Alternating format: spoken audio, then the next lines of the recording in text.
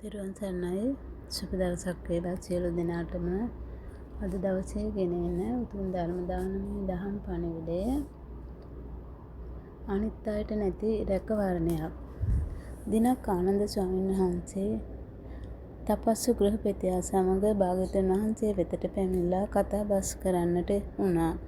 ඒ අතරේ භාග්‍යවතුන් වහන්සේගේ සම්බුද්ධත්වයට කලින් සිදුහත් කාලයේ පුරුදු කළ ගුණයක් වැඩූ අයුරු ආනන්ද ස්වාමීන් වහන්සේට දේශනා කළා. ආනන්දේනි, මට පවා සම්බුද්ධත්වයට කලින්ම සම්බුදු නොවී සිටියේදී බෝසත් වූයේම මේ අදහස ඇති වූයේ එනම් කාමයෙන් නික්මීම යහපත් හුදෙකලා විවේකයේ යහපති වශයෙනි.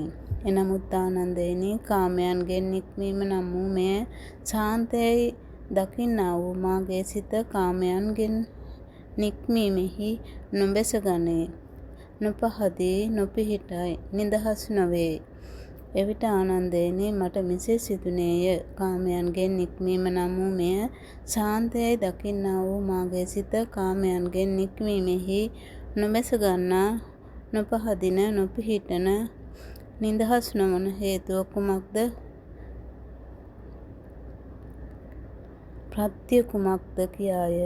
ඉක්බිති ආනන්දේනි, මට මේ අදහස ඇතිවිය. මා විසින් කාමයන්ගෙන් දුර්විපාකයන් නොදකින ලද්දේය. මා විසින් කාමයෙහි ආදීනව බහුලව මෙනෙහි නොකරන ලද්දේය. කාමයන්ගෙන් නික්මීමෙහි අනුහස් අවබෝධ නොකරන ලද්දේය. කාමයන්ගෙන් නික්මීම මා විසින් සේවනය නොකරන ලද්දේය. එහෙයින් කාමයන්ගෙන් නික්මීම නම් වූ මේ ශාන්තයයි දකින්නා වූ මාගේ සිත කාමයන්ගෙන් නික්මෙහිලා නොබැස ගනී. නොපහදී, නොපිහිටයි, නිදහස් නොවේ. ඉක්බිති ආනන්දේනි, මට මේ අදහස ඇතිවිය. ඉදින් මම කාමයන්හි ආදීනව දැක ඒ ආදීනව බහුලව සිහි කරන්නෙමි. නම් කාමයන්ගෙන් නික්මීමෙහි අනුහස් අවබෝධ කොට එය සේවනය කරන්නෙමි. නම් කාමයන්ගෙන් නික්මීම නම් වූ මෙය ශාන්තයයි දකින්නා වූ මාගේ සිත කාමයන්ගෙන් නික්මීමෙහි බැස ගන්නේය, පහදින්නේය, පිහිටන්නේය, නිදහස් වන්නේ යන කරුණ සිදුවිය හැකි දෙයකි. ආනන්දේනි, ඒ පසු කාලයෙහි කාමයන්හි දුර්විපාකද දැක එය බහුල වශයෙන් මෙනෙහි කළෙමි. කාමයන්ගෙන් නික්මීමෙහි අනුහස් අවබෝධ කොට එය සේවනය කළෙමි. එකල්හි ආනන්දේනි, ඒ ශාන්ත යැයි දකිනා මාගේ සිත කාමයන්ගෙන් නික්මීමෙහි බැස ගනී, පහදී, පිහිටයි, නිදහස් නොවේ. බලන්න, මේ වගේ උපන් නුවණක් අපට තිබෙනවාද? කාමයන්ගෙන් සිත මිදෙන්නේ නැති වෙනකොට ඒ ගැන තම සිතින්ම විමසලා හේතුව හොයාගන්න තරම් අපට උපන් වැටහීමක් නම් නැහැ. අන්න ඒ නිසයි ශාස්තෘන් වහන්සේ මේ ධර්මය තමන් වහන්සේ විසින්ම අවබෝධ කළා යන අරුතින් සම්මා සම්බුද්ධ නම් වෙන්නේ. මේ කාමයන්ගේ ආදීනව දැක දහම් කරුණු ටිකක් අපි ඉගෙන ගනිමු. භාග්‍යවතුන් වහන්සේ කාමයන්ට එක එක නම් යොදලා අපේ සිහි නුවණ උපදවන්න උත්සාහ කරනවා. කාමයෙහි යුතුව ඉතා අවධානයෙන් යුතුව මේ කාමයන්ට දුන් උදාහරණ පිළිබඳව කියවා දැනගමු. මහණෙනි, බය යනු මේ කාමයන්ට කියන නමකි. දුක යන මේ කාමයන්ට කියන නමකි. රෝගය යනු මේ කාමයන්ට කියන නමකි. ගඩුව යන මේ කාමයන්ට කියන නමකි. හුල යනු මේ කාමයන්ට කියන නමකි. ඇලීම යනු මේ කාමයන්ට කියන නමකි. මඩ යනු මේ කාමයන්ට කියන නමකි. මව්කුස යනු මේ කාමයන්ට කියන නමකි. මහණෙනි, කාමයන්ට මේ බය යන නාමය තිබෙන්නේ කුමක් හේන්ද? මහණෙනි, යම් හේකින් කාමරාගයෙන් ඇලී ගිය, චන්දරාගයෙන් බැස ගිය, චන්දරාගයෙන්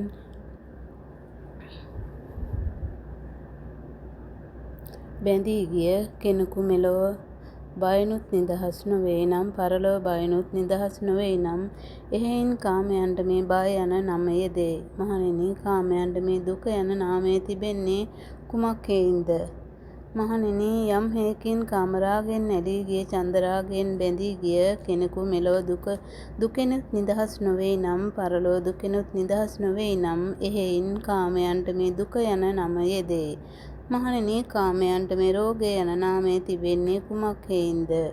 මහණෙනි යම් හේකින් කාමරාගයෙන් ඇලී ගිය චන්දරාගයෙන් බැඳී ගිය කෙනෙකු මෙලොව රෝගයෙනුත් නිදහස් නොවේ. නම් පරලොව රෝගයන්ගෙනුත් නිදහස් නොවේ නම් එහෙයින් කාමයන්ට මේ රෝගය යන නම යෙදේ. මහණෙනි කාමයන්ට මේ ගඩුව යන නාමය තිබෙන්නේ කුමක් හේයින්ද? මහණෙනි යම් හේකින් කාමරාගයෙන් ඇලී ගිය චන්දරාගයෙන් බැඳී ගිය කෙනෙකු මෙලොව ගඩුවලිනුත් නිදහස් නොවෙයි නම් පරලොව ගඩුවලිනුත් නිදහස් නොවෙයි නම් එහෙයින් කාමයන්ට මේ ගඩුව යන නම යෙදේ. මහණෙනි කාමයන්ට මේ හුල යන නාමය තිබෙන්නේ කුමක් හේයින්ද? මහණෙනි යම් හේකින් කාමරාගයෙන් ඇලී ගිය චන්දරාගයෙන් බැඳී ගිය කෙනෙකු මෙලොව හූල් වලිනුත් නිදහස් නොවෙයි නම් පරලොව හූල් වලිනුත් නිදහස් නොවෙයි නම් එහෙයින් කාමයන්ට මේ හූල යන නම යෙදේ. මහණෙනි කාමයන්ට මේ ඇලීම යන නාමය තිබෙන්නේ කුමක් හේයින්ද? මහණෙනි යම් හේකින් කාමරාගයෙන් ඇලී ගිය චන්දරාගයෙන් බැඳී ගිය කෙනෙකු මෙලොව ඇලීම් වලිනුත් නිදහස් නොවෙයි නම් පරලොව ඇලීම් වලිනුත් නිදහස් නොවෙයි නම් එහෙයින් කාමයන්ට මේ ඇලීම යන නම යෙදේ. මහණෙනි කාමයන්ට මේ මඩ යන නාමය තිබෙන්නේ කුමක් හේයින්ද? මහණෙනි යම් හේකින් කාමරාගයෙන් ඇලී ගිය චන්දරාගයෙන් බැඳී ගිය කෙනෙකු මෙලොව මඩෙනුත් නිදහස් නොවෙයි නම් පරලොව මඩෙනුත් නිදහස් නොවෙයි නම් එහෙයින් කාමයන්ට මේ මඩ යන නම යෙදේ. මව්කුස යන නාමය තිබෙන්නේ කුමක් හේයින්ද? මහණෙනි යම් කාමරාගයකින් ඇලී ගිය චන්දරාගයෙන් බැඳී ගිය කෙනෙකු මෙලොව මව්කුසෙනුත් නිදහස් නොවෙයි නම් පරලොව මව්කුසෙනුත් නිදහස් නොවෙයි නම් එහෙයින් කාමයන්ට මේ මව්කුස යන නම යෙදේ. කාමාදී වචන සූත්‍රය. බලන්න මේ සිතේ ස්වභාවය. යමක් නපුරු හෝ වේවා යහපත් හෝ වේවා එයින් ආස්වාදයෙන් ලැබෙනවා නම් ඒ ඇසුරු කරන්නටමයි මේ සිත පෙළඹෙන්නේ.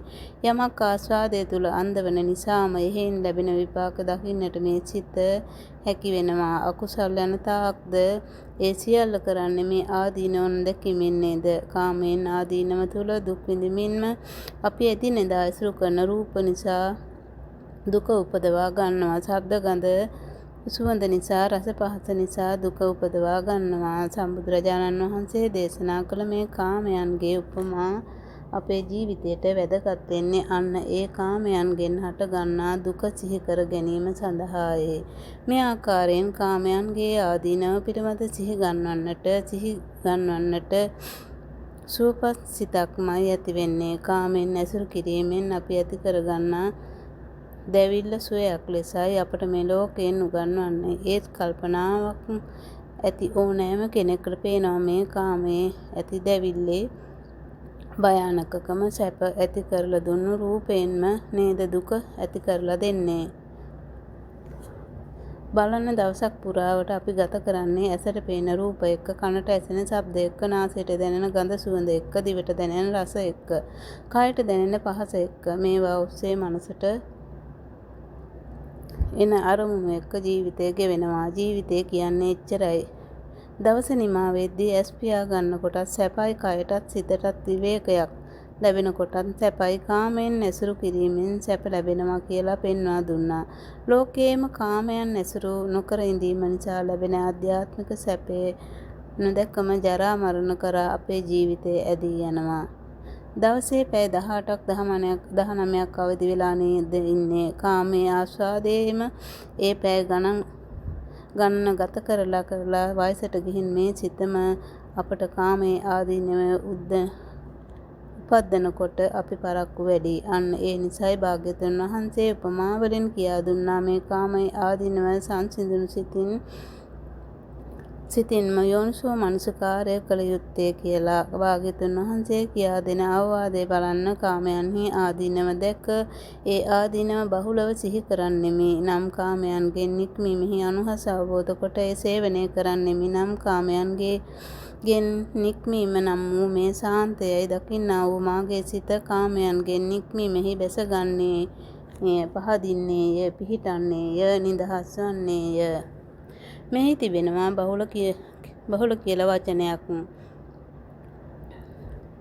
බාහුල කියලා වචනයක්. ශ්‍රාවකයා බාහුල වශයෙන් කාමයේ ආදීනව දැක්කොත්, බහුල වශයෙන් කාමයෙන් තොර ජීවිතයක අනුහස් දැක්කොත් ඔහුට කාමයන් ඇසුරු කරන්නට ඇති කැමැත්ත, රාගය, ඇලීම ටික ටික නිරුද්ධ වෙනවා. අන්න ඒ සිත කුසල් අරමුණක සමාධිමත් වෙනවා. අන්න ඒ සිත බලවත් වෙලා කාමයන්ගෙන් නික්ම යාමේ භාග්‍ය යම් කලක උදා වෙනවා. එසේනම් කාමයේ ආස්වාදයෙන් මිදෙන්නට, කාමයේ ආදීනව දකින්නට බුදුරජාණන් වහන්සේ කියා දුන් මේ සුන්දර උපමාවන් මතක තබාගෙන භාවනාවක් වශයෙන් සිත සිතා ඉන්නට අපි කැමැත්තක් ඇති කරගන්න ඕනෑ. මේ ලෝකයේ එක්ක ගත්තාම අපි කොතරම් වාසනාවන්තද. අපිට යම් රැකවරණයක් තිබෙනවා, ලොකු ලාභයක් ලැබිලා තිබෙනවා. වෙනත් රටවලට ඒ රැකවරණය නැහැ. ඒ අය කාමයෙහි ඇලි ඇලි ඒවත් එක්කම මිය යනවා.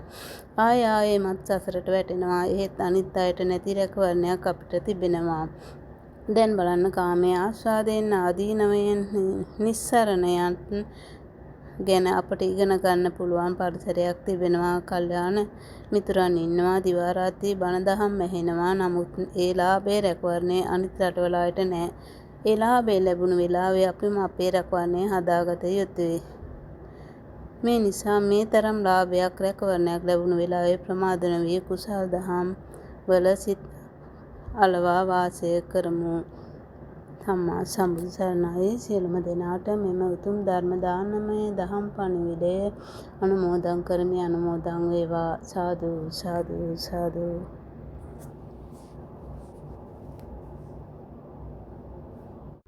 තෙරුවන් සරණයි. සුබ දවසක් වේවා සියලු දෙනාටම.